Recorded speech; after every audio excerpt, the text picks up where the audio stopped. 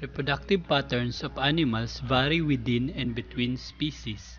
The basic pattern of the estrous cycle is the same in all domestic animals, but some species differences are found in the specific part of the cycle. Estrous cycles are categorized according to the frequency of occurrence throughout the year. These classifications are polyestrous, seasonal polyestrous, and monoestrous. Polyestrous females such as cattle, swine, and rodent are characterized as having uniform distribution of estrous cycle that occurs regularly throughout the entire year. They undergo breeding all through the year, irrespective in the season or part of the year. Seasonal polyestrous, on the other hand, such as sheep, goat, mares, deer, and elk, displays cluster of estrous cycle that occurs only during season of the year. They have a specified period of time of the year during which they actively breed. They also use the changes occurring in day length as calendar, and accordingly regulate many of the physiological and behavioral processes.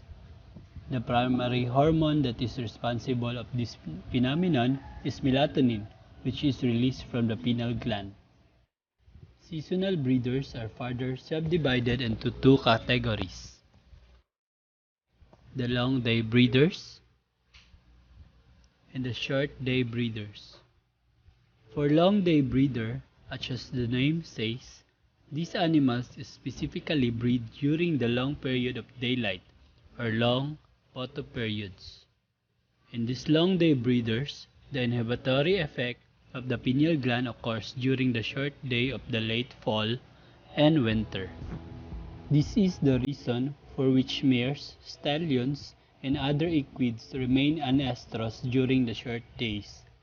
On the other hand, short day breeders, they begin to cycle as the day length decrease, changing photoperiod from longer days light to shorter days, with more period of darkness initiates the reproductive activity in sheep and goat due to increase of melatonin secretion, which stimulate the GnRH and subsequently the FSH and LH for the onset of the ovarian activity.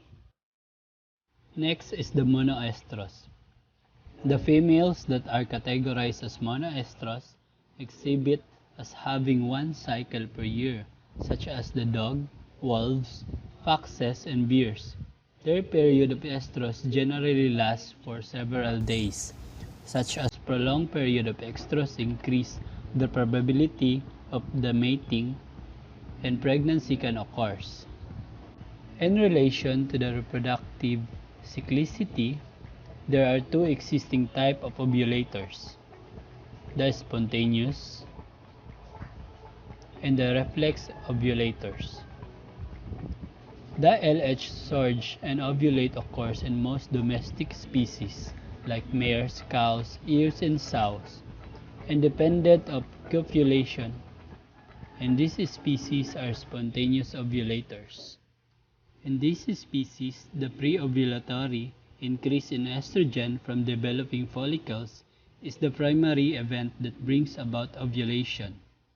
The female animals of some species like cats, rabbit, ferret, mink, camel, llama, and alpaca usually required copulation for ovulation. These are in have characteristic estrocycles and follicular development, but mature follicles regress if copulation does not occur. Here is the comparative reproductive cyclicity of different species of animals.